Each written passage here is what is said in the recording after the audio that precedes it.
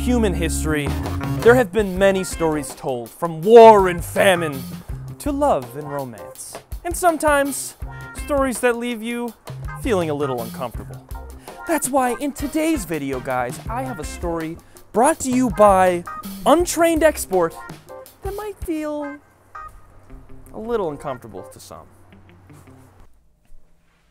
Oh, you know what's happening.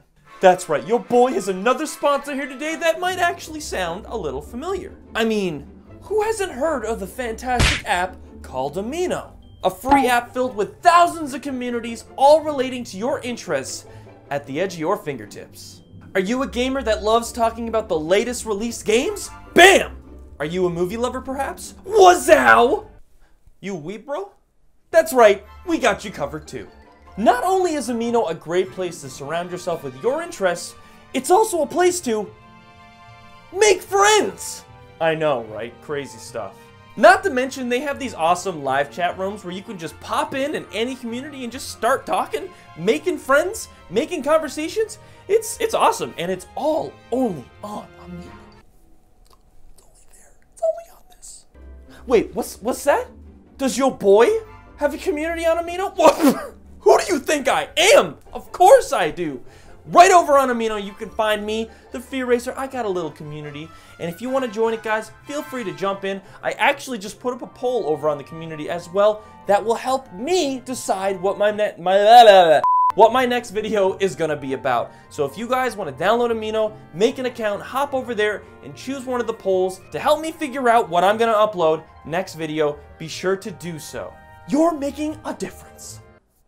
In my content anyways. So if you want to try this magical app called Amino, be sure to download it. Link in the description below. Now, let's get into today's video. Don't forget to hit subscribe and smack that bell button to become an honorary TheFearRaiser member so that you never miss a video. So, I just moved to a new country where I didn't know anyone else, and I get... Oh! Hey! Oh, sorry about that. Yeah, so, turns out I happened to not have read this story yet. But, you know, if I'm being quite honest, maybe it would be a little more fun if we went through this story for the first time together. Well, in that case, today's story is titled, I Accidentally Let Him See Where I Lived, and I Ended Up Having to Move, by UntrainedExport. So I had just moved to a new country where I didn't know anyone, and I had to go to a bunch of orientation semesters at the university I'm attending. After one of the seminars, everyone was getting ready to go to lunch. I was talking with some new friends about where we should go. That's when this creep entered the conversation. Okay, so we've got a creep that's just entered the conversation. It's already not a great sign, so let's keep going. I assumed he was friends with someone in our group, but I later found out that he was just a stranger who had been listening to us. He said he knew of a good cafeteria in one of the tech buildings, and everyone sounded interested.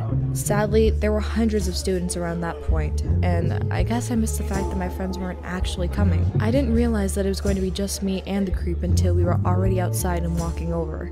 At that point, I felt bad for him and didn't want to have him eat alone, so I wasn't planning on bailing. On the walk over, however, he started asking me a bunch of personal questions, like if I had met any guys I was interested in, if I was single, etc. It was getting pretty weird. I tried to chalk it up to cultural differences, but the more he talked, the more I felt that sitting through that lunch with him alone was ill-advised. Suddenly it started pouring. I was thinking, thank God, this gives me a great reason to ditch.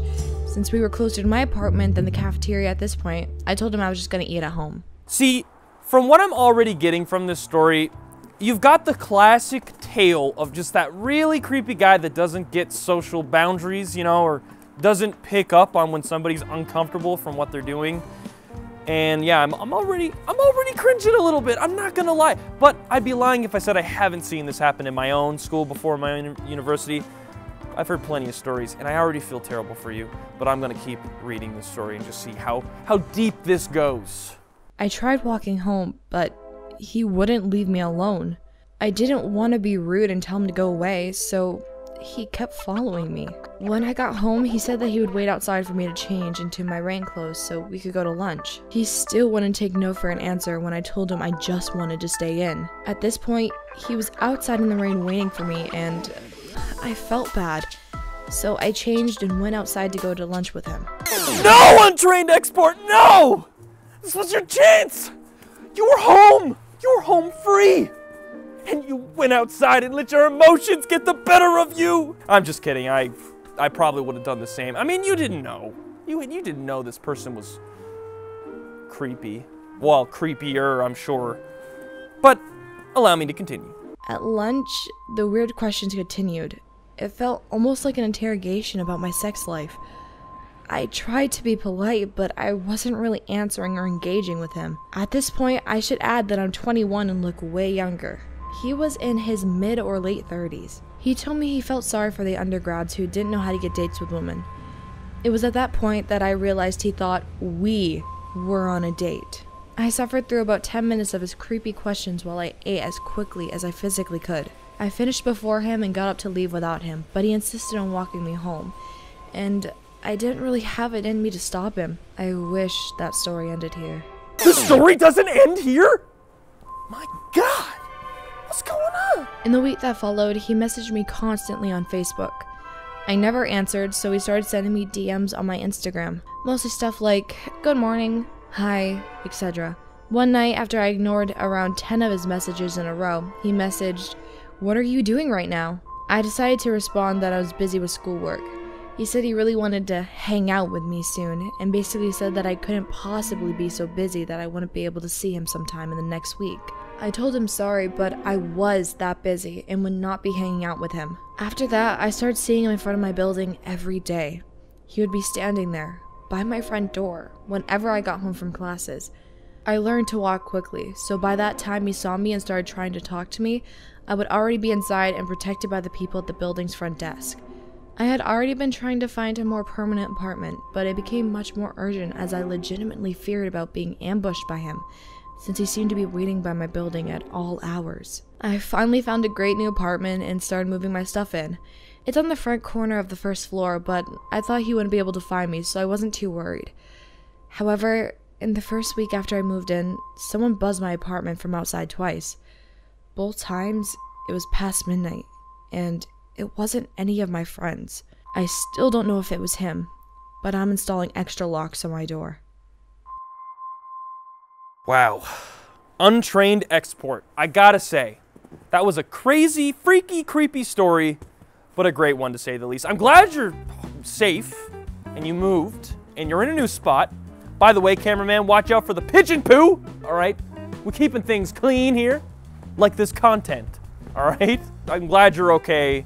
Nonetheless, though, that was a pretty creepy story, and it just really goes to show you just never know who you can trust out there. I mean, it's a big world.